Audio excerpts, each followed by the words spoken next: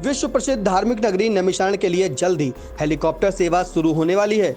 चिन्हित भूमि पर हेलीपैड बनाने का काम तेजी से किया जा रहा है।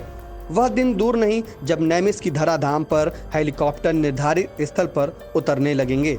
फिलहाल चिन्हित भूमि पर 3 हेलीपैड बनाने का काम युद्ध स्तर पर किया जा रहा है।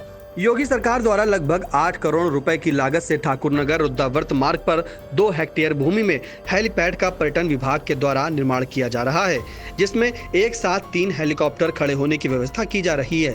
सहायक अभियंता आशुतोष मिश्रा के मुताबिक एक टर्मिनल बिल्डिंग जिसमें एक वीआईपी के बैठने के लिए रूम बनाया जा रहा है और एटीसी बिल्डिंग, हैंगर बिल्डिंग का निर्माण किया जा रहा है, जिसमें पार्किंग स्थल बनाया जाएगा। अक्टूबर तक कार्य पूरा कर लिया जाएगा। नैमिषारण्य का क्या महत्व है, इसे जानने से पहले आइए चलते हैं उस स्थान पर जहां हेलीपैड बनाने का काम किया जा रहा है।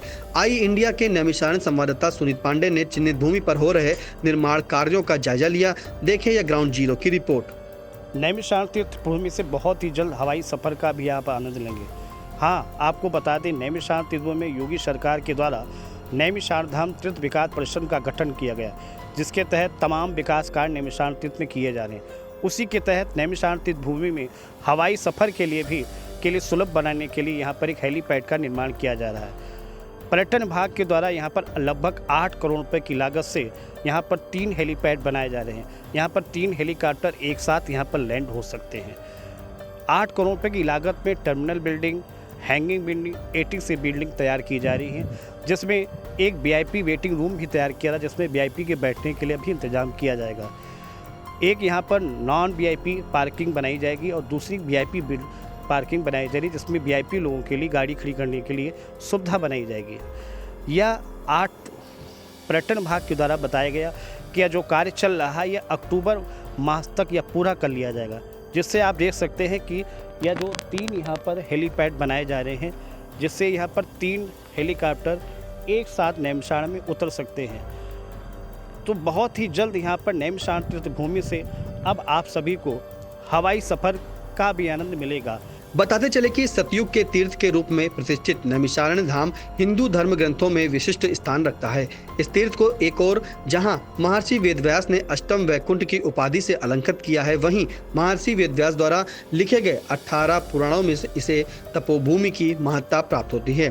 हिंदू धर्म के 4 धाम गंगासागर तीर्थ, पितृकर्म के लिए गया जी जैसी कई धार्मिक यात्राएं बिना श्रद्धालुओं के नैमिष तीर्थ आकर पूजन कर्म किए बिना पूर्ण नहीं होती। मान्यता है कि यहाँ 84 कोस की परिधि में स्वयं देवाधिदेव के साथ 33 कोटि देव व 3.5 करोड़ तीर्थों का वास है।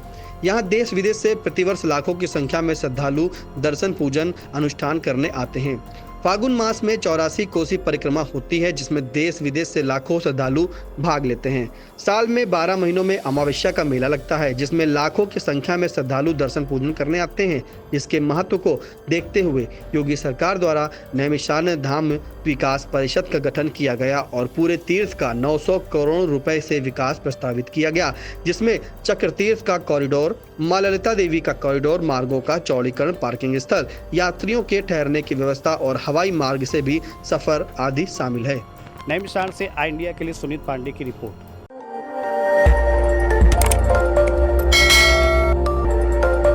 खबर आपकी, नजर हमारी।